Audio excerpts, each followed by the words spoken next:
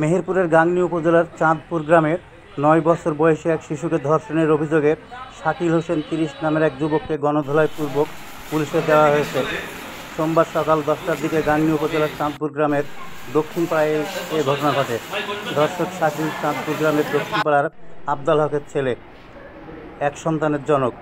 স্থানীয় সূত্রে জানা গেছে, মেয়েটি তার বাবার জন্য চাঁদপুর গ্রামে ডায়েরির মাঠে খাবার নিয়ে যাচ্ছিল। পথিমধ্যে দেশে তৈরি অস্ত্র হাঁসুয়া দিয়ে গলায় ধরে মাঠের মধ্যে নিয়ে তাকে ধর্ষণ করে। শিশুটি বাড়িতে গিয়ে অসুস্থ হয়ে পড়লে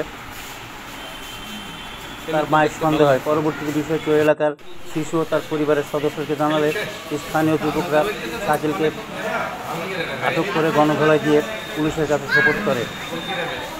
গাংনী থানার ওসি বানী ইসরায়েল জানান, ধর্ষক শাকিলকে উদ্ধার করে থানায় নেওয়া হয়েছে এবং মেডিকেল পরীক্ষার জন্য মেহেরপুর 250 শয্য বিশিষ্ট জেনারেল হাসপাতালে পাঠানো হয়েছে। এ ঘটনায় এলাকায় উত্তেজনা বিরাজ করছে। বিকেলে মেহেরপুর 250 শয্য বিশিষ্ট জেনারেল হাসপাতালে ওই শিশুকে নেওয়া হলে তাকে সেখানে চিকিৎসা দেওয়া হচ্ছে। এ ঘটনায় এলাকায় উত্তেজনা বিরাজ করছে।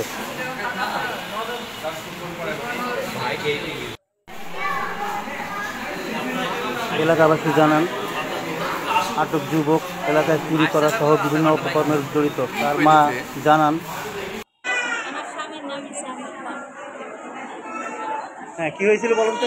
মাঠে দিতে গেলাম, মাঠে খাবার দিচ্ছে আসলে একটা শাকিল নামের ওই গলায় হাসি ধরি মেয়ে পোস্টের মধ্যে নিয়ে। কয়টার দিকে ঘটনা? বেলা 9:30 10টার দিকে। তো সেই ছেলের কি অবস্থা এখন? সেই ছেলে ধরা হয়েছে, ধরি লোকজনে গণপিটাই করেছে। আচ্ছা, এখন পুলিশে নিয়ে নিছে। আচ্ছা, আপনি কি চাচ্ছেন এখন বিচার?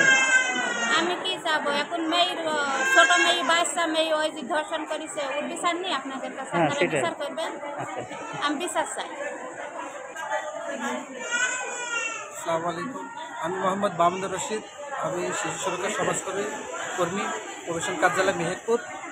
আমি গাংনী আমার সহকর্মী অভিজিৎ সাহা আছে, শিশু সুরক্ষা সমাজকর্মী। তার মাধ্যম থেকে আমি এই শিশুটির ধর্ষণের শিকার যে শিশুটি তার তথ্য জানতে পারি এবং দ্রুত আমি তার সুচিকিৎসা ব্যবস্থা করার জন্য আমি মেহেরপুর সদর হসপিটালে তার পরিবার এবং শিশুর সাথে যোগাযোগ করি এবং তার পরিবার যোগাযোগ করে একটা সুচিকিৎসার ব্যবস্থা করি।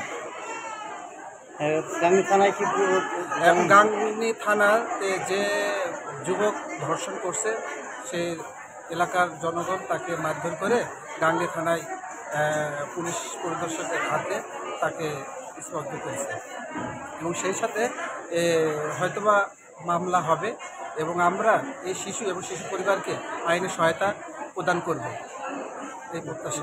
ধন্যবাদ।